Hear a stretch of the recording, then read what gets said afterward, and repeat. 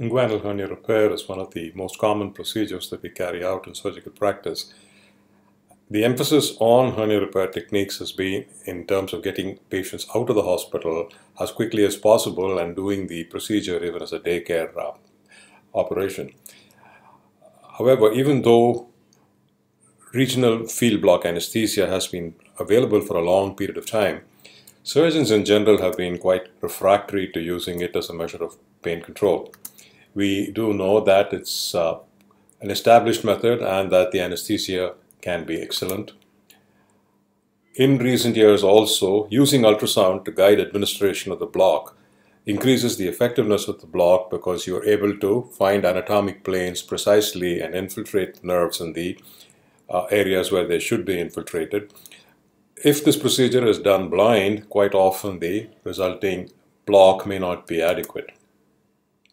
However, surgeons have been refractory to using this technique and have usually preferred to let the anesthetist either administer a spinal or a general anesthetic as they see fit.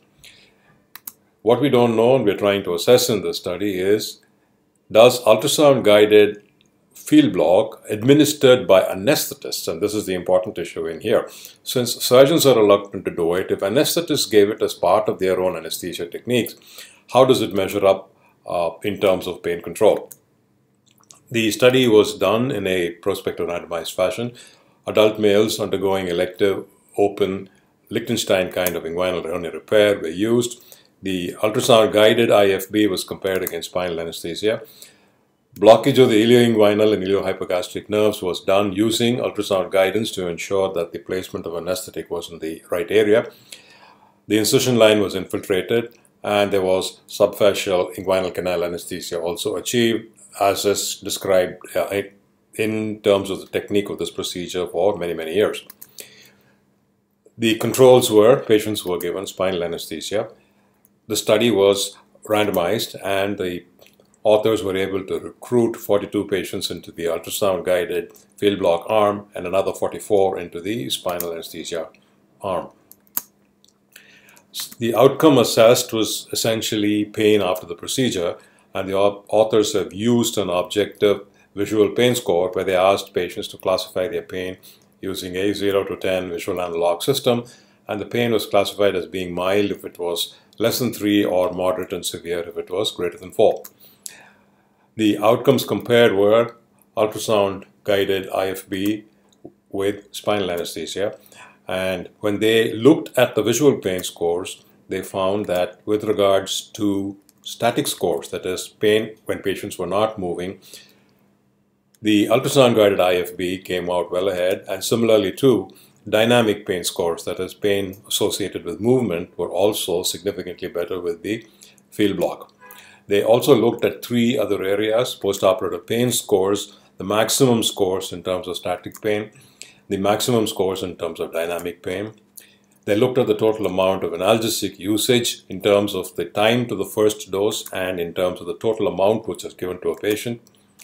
They also looked at return to activity in terms of 2 criteria. One, when did the patient void spontaneously, and then when did they start walking. And in all these elements, it was found pain scores, postoperative pain scores, analgesic usage, and time to activity.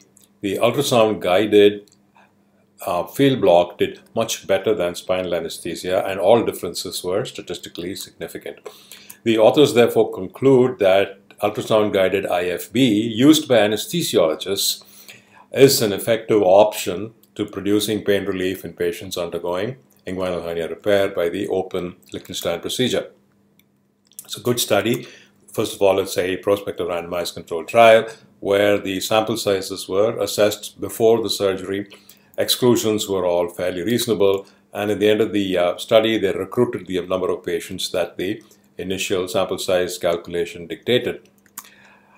Being a randomized controlled trial, controls were available, randomization was done, protocols and trainings were used, and the 2 groups that emerged at the end of the randomization were comparable in all major aspects.